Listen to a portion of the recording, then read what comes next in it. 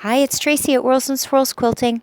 Here's today's design of the day. It's a feather variation, and instead of stitching the spine first, I've chalked it. We're going to go up one side, bring the spine down, and then go up the other side. So here we go. So it's a leaf.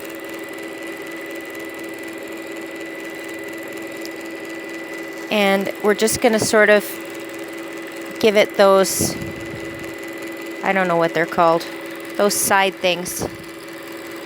Not your average leaf. So up.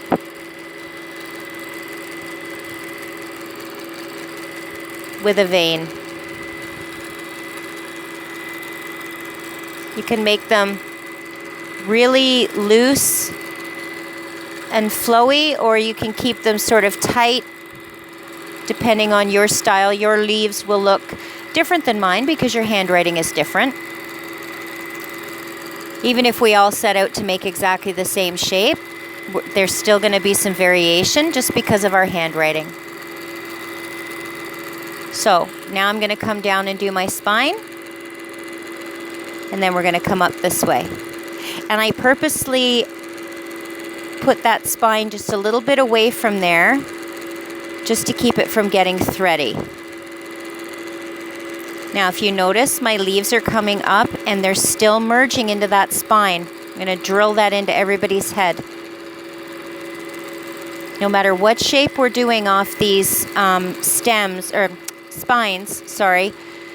they still have to merge. So here's one, look, we'll make it nice and long and let it hang out over the top. Just makes it really nice and loose and leafy. Very organic and natural sort of looking. And even in one feather variation, they don't all have to look exactly the same. It's much more interesting if they've got a little bit of variation between them. There. So there we go. So that's today's design. Let's break that. Isn't that pretty? And then we're just going to rub out the chalk. I usually use a piece of batting.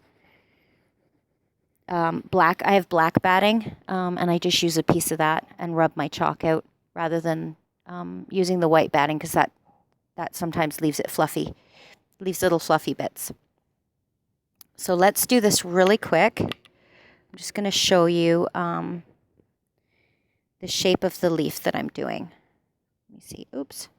I'm getting myself all tied up. I've got wires and all kinds of stuff here, so I'm getting all tangled. There we go. Okay, so it's up, down, up, sort of like that. That's a really bad example. Let's try one more. There we go. That one's better.